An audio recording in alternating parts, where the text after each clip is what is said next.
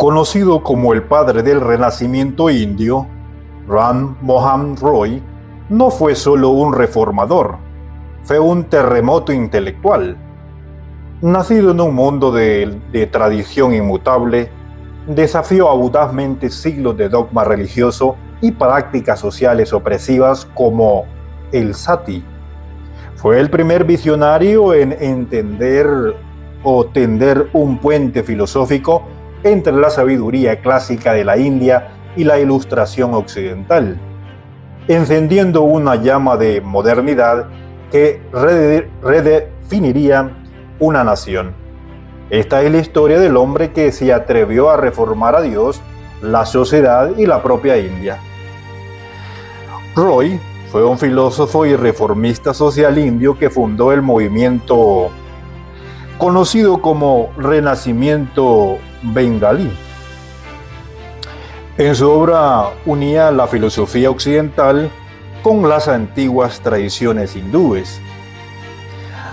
Ram Mohan Roy fue no solo uno de los pensadores más importantes del Renacimiento bengalí del siglo XIX, sino que también fue una importante figura a nivel mundial. Nació en el seno de una rica familia bengalí y su padre era un terratenientes, o zamindar, lo que le dio la oportunidad de viajar extensamente desde temprana edad. Aprendió varias lenguas como el sánscrito, el persa, el árabe, además de su bengalí nativo. A los 20 años, Roy aprendió inglés y obtuvo un puesto en la Compañía Británica de las Indias Orientales. En aquel momento, una importante potencia política y militar en el subcontinente indio. Más tarde fue prestamista y también invirtió en acciones y propiedades, lo que le permitió hacerse rico antes de cumplir los 40 años. Fue entonces cuando empezó a dedicarse al estudio y a las reformas sociales. Roy se estableció en Calcuta. En 1815 fundó un salón filosófico llamado Atmiya Sabha, o Sociedades de Amigos, que se reunían en el jardín de su casa en el norte de la ciudad y que se convirtió en el centro de su red de reformadores librepensadores.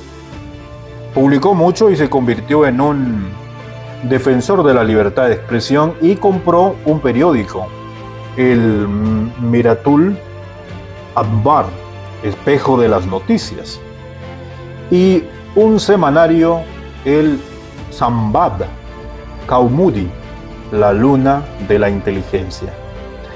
Como activista, Roy se opuso a los excesos del dominio colonial y también a ciertas costumbres tradicionales indias, como el matrimonio de menores, la poligamia o el sistema de castas. Defendió los derechos hereditarios iguales para las mujeres y sobre todo logró que se prohibiera el sati, la costumbre de que las viudas se arrojasen a la pira funeraria de sus maridos muertos. Ram Mohan Roy sintetizó las tradiciones filosóficas occidentales con los conceptos hindúes sacados de los Veda, los Upanishad y el Bhagavad Gita.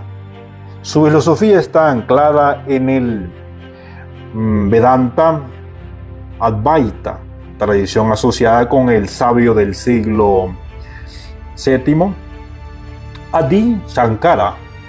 Una de sus ideas principales es que el alma, o Atman, es en realidad idéntica al Brahman, el principio más elevado de la realidad. Advaita significa literalmente no dos,